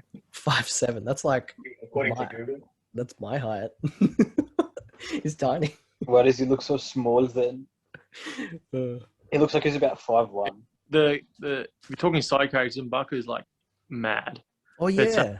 He's also a reference to the fact that even in this seemingly perfect world, there's internal problems. There's literally like a little war happening internally. Doesn't matter how perfect something seems, there's always rebellion happening. And happy his entrances. Oh, it's the best. Such a good scene.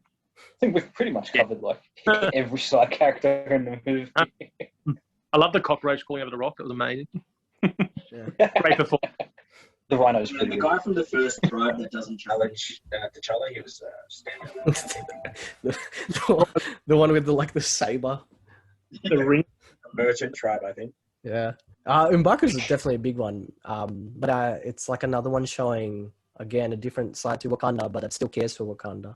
Like they were the enemy, but they'll at any means for the greater good, they'll come together and go beyond themselves. Yeah. And I think it was a really good scene. He puts aside personal. It was a really good scene when they offered the herb. This Because I think if is they why didn't we offer it are to here. him specifically, to he may offer not have this shown to them you. that T'Challa was in his... An outsider They had sits on our T'Challa. throne. Mm. Only Like the you fact that can they were help willing us stop him. to surrender, in a sense, to him. He was like, all right, they are good people. They actually care. But also, him not accepting it shows how strong of and good character he is.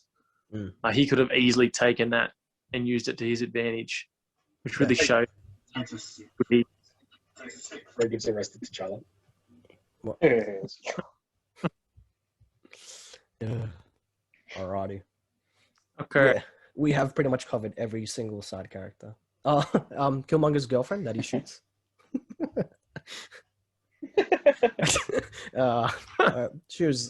She actually the museum creator. Curator, the one that rest in peace.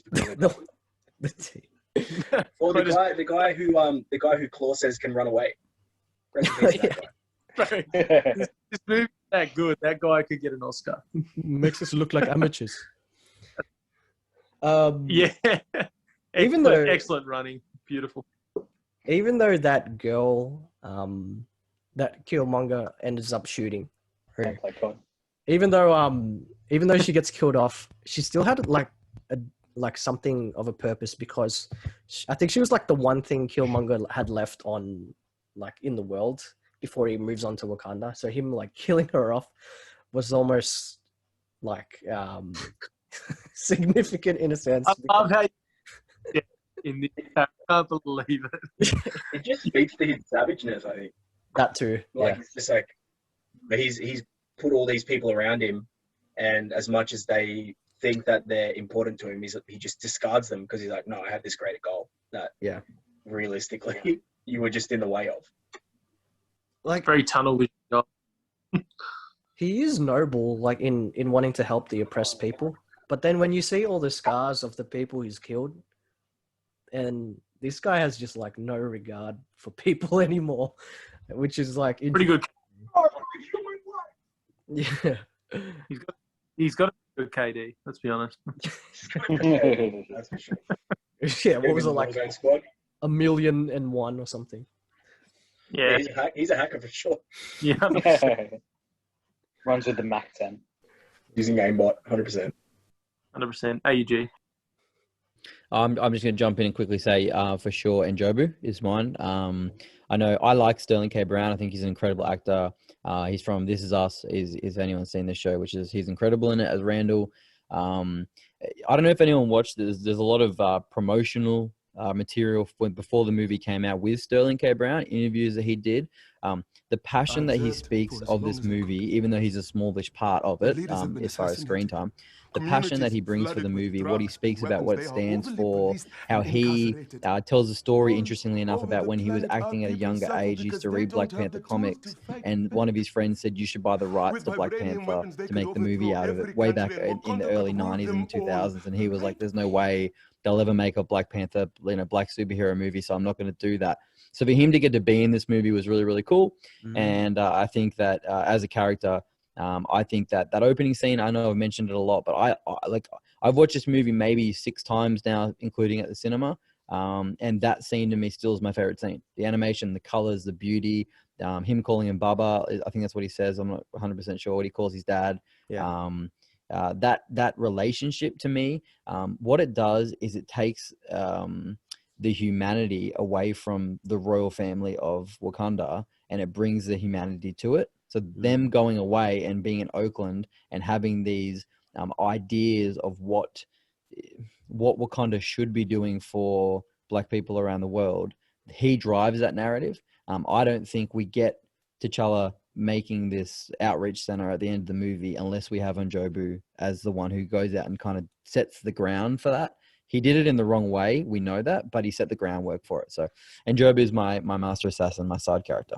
Yeah, it's interesting we compared it to Thor. It's like they mixed around the stories of Thor and Loki. All right, David.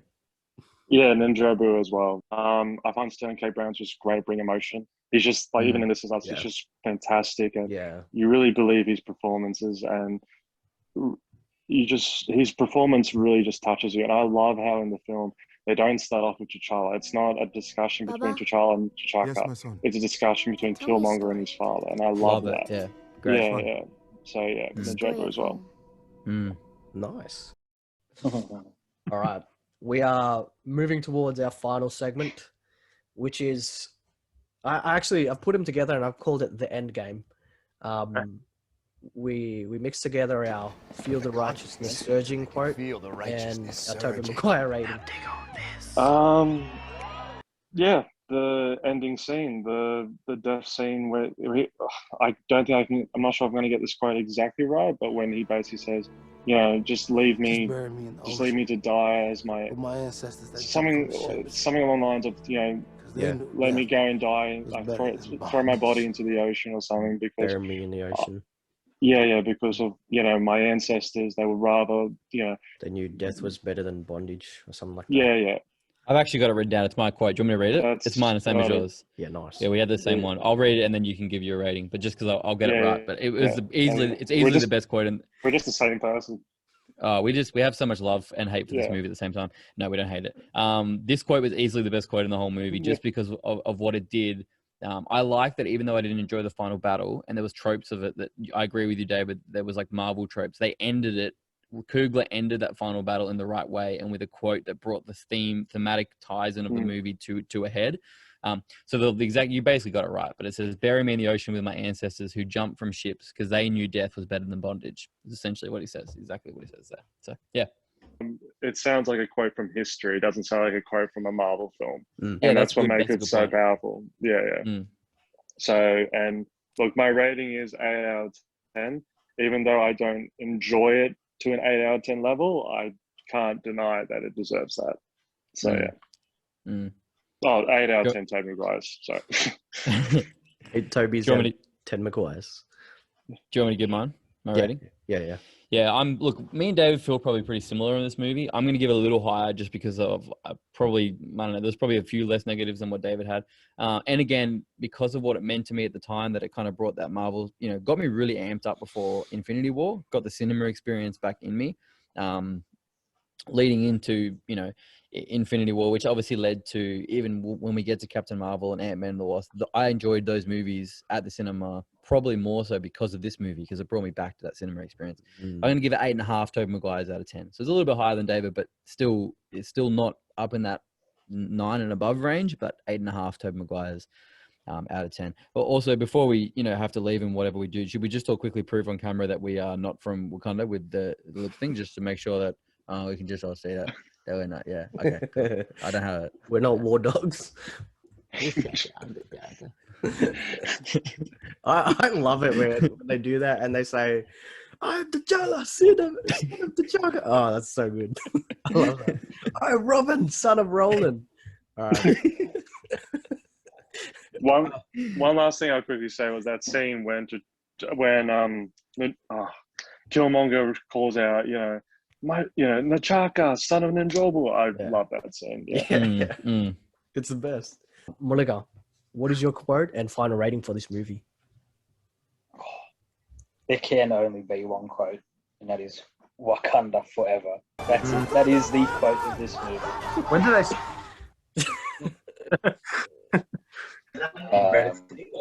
Infinity. For me, that's it. That just sums up that completely.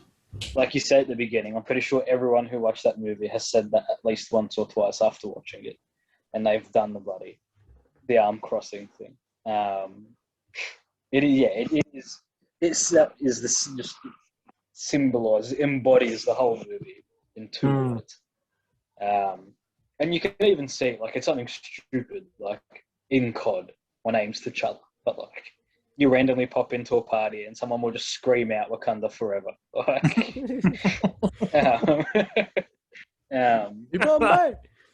you have some good games, bro. You're like Wakanda sometimes. Yeah, pretty much. I sometimes turn into T'Challa. You're like sometimes, one up. Yeah, pretty much. No, my Tobies. Oh, I really did like this movie. I'll give it a 9.2 Tobies out of 10 Maguires. 9.2, nice. Wow. Why is it? Can I just ask, why are we saying how many Tobies out of a Maguire? It's like saying it like Malika's thing. All right. It makes it sound cooler. For me, the standout quote was it was actually, I think it was in the end credits, where he's talking to the United Nations or something that looks like the United Nations, and he talks about in times of crisis, the wise build bridges while the foolish build barriers, but we must find a way to look after one another as if we were one single tribe.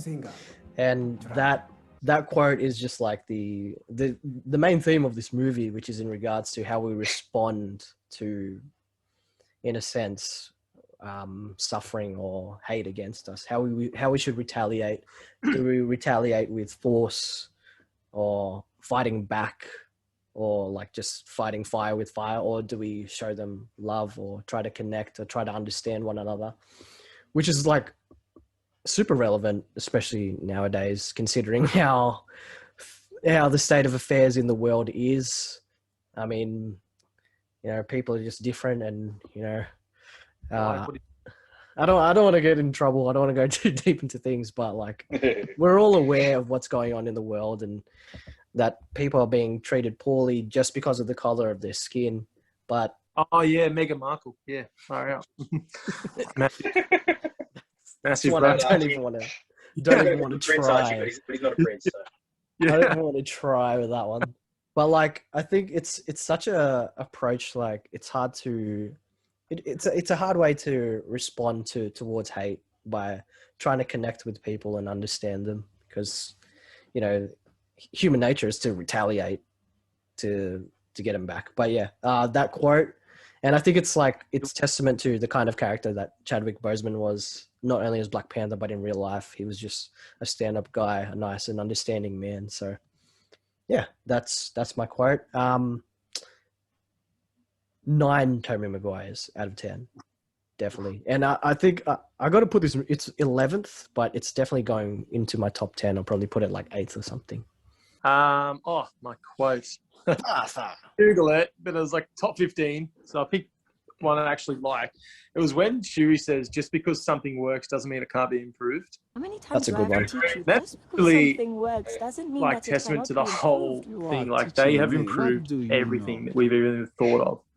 And I won't go into it, but like, I think that also that also obviously plays onto T'Challa's mind at the end when he goes, okay, where we are is perfect, but now let's open it up to the world. It can be better.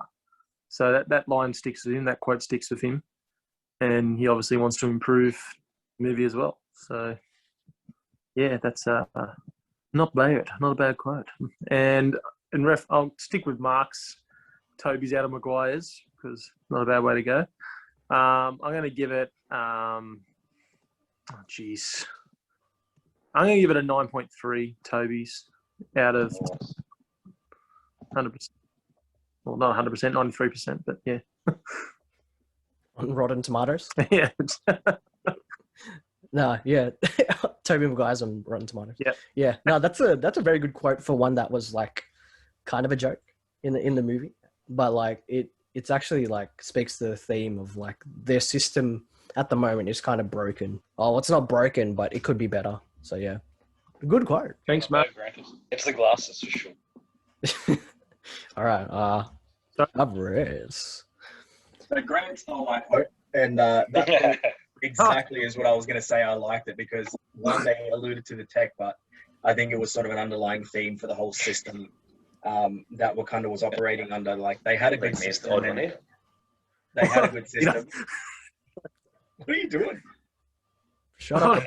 Joining the crew. Skydiving? Someone stole my vegetarian quote, so I had no choice. It had a good system, but it could use improving, and that's what T'Challa had to do.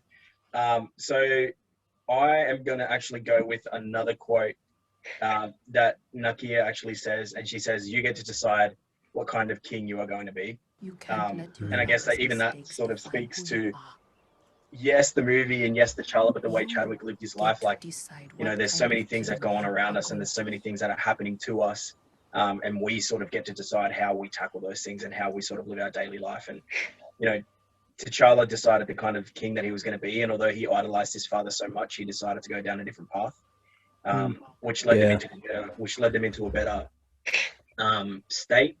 But as well, like Chadwick sort of looked at the situation that was around him and decided to sort of soldier on and push through, because he realized that, you know, even though you might see it as a trivial sort of superhero movie and as a trivial sort of, you know, superhero role, the amount of people that this movie and his role impacted was huge. And I think he, as a person, knew the importance of what this role and what this movie was going to mean to the wider community and to people who felt unrepresented. So, you know, he gets to decide what kind of person he's going to be, regardless of what's going on around him. And he, you know, he chose how to conduct himself in a way that ultimately, you know, so many people have so much more respect for him now that he's passed. It's so heavy. We won't get to see him again in future, but I guess we can appreciate what he's done already, especially through this movie. I mean, we literally went through every side character and almost every memorable quote, and we spoke a lot about his character. Like it was awesome. And yeah, it's such a heavy loss, but Black Panther, what a movie. Sorry, 9.25 Toby's out of one Maguire, I guess. I don't know how we're doing the rating. 9.25 Toby's. I was going to say 9.3, but then Grant stole that from me as well, so I'll go smack bang in the middle of the league. I'm sorry, man. I'm a bit of a mind reader. Is this our highest average rated movie so far? I mean, probably. Ragnarok would be close, wouldn't it? Thor, yeah, Ragnarok was pretty high. I think there was some 8s in that. Fitz will come in and give it a 2. Yeah, he gave this movie an 8 out of 10, which is just, again, I said. Oh yeah, that's right. Evidence that an opinion can be incorrect. Yeah. Alrighty, I think we've covered this movie pretty well. Well, for now, till we retcon the other two in. Catch us on Facebook, Instagram, Omegle. I'll be on there. OnlyFans, Patreon, whatever you want. Are we on Moodle as well? Moodle. Chat roulette. MSN. MySpace. We're all over the joint. We're just trying to diversify. Kick. Ask FM. Or all the good ones. What a freaking rubbish website. That's where you can request. That's where you can request what videos you want us to do. Hopefully you like our disguises are better than the cap and shades that Falcon and Cap wore in Civil War. Oh yeah, for anyone watching the video, you'll see that we're wearing glasses. Anyways, that's it for Black Panther. Hold on. I don't think our sponsors, Jim's Mowing. Amazing. Along with Jim's everything. Oh, PlayStation sponsor. Oh, mine's Marvel. Yeah. Mine's Super Drive. Thanks for watching. Wakanda forever.